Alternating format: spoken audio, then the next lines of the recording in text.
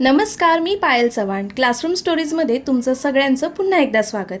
आज आहे नागपंचमी आणि नागपंचमी म्हटलं की आपल्या संस्कृतीमध्ये असलेलं निसर्गाशी आणि सजीवांशी असलेलं सुंदर नातं आठवतं.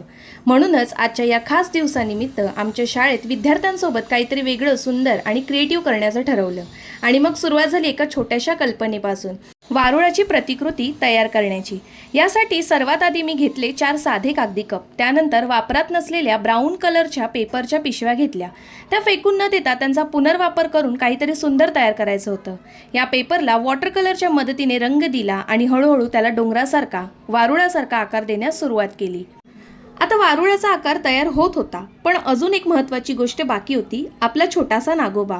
म्हणून शाडूच्या मातीपासून मी एक छोटासा नागोबा तयार केला आणि वारुळाला पूर्णत्व दिलं. पण हा उपक्रम माझ्यापुरता मर्यादित नव्हता.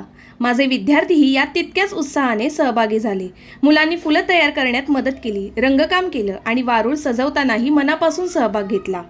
तसेच प्रत्येक विद्यार्थ्याला शाडूच्या मातीपासून स्वतःचा नागोबा तयार करायला सांगितलं होतं. मग काय, मुलांनीही आपल्या कल्पनाशक्तीला अगदी सुंदर पंख दिले.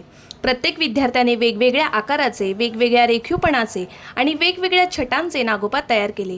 कुणाचा नागोबा साधा आणि सुंदर होता, तर कुणी त्याला अगदी वेगळं आणि कलात्मक रूप दिलं.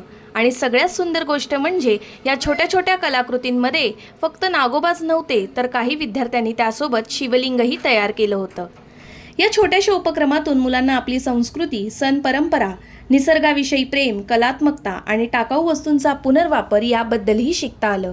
आणि शेवटी तयार झालं हे आमचं छोटंसं पण मनापासून बनवलेलं वारुळ आणि विद्यार्थ्यांनी तयार केलेले सुंदर सुंदर नागोबा.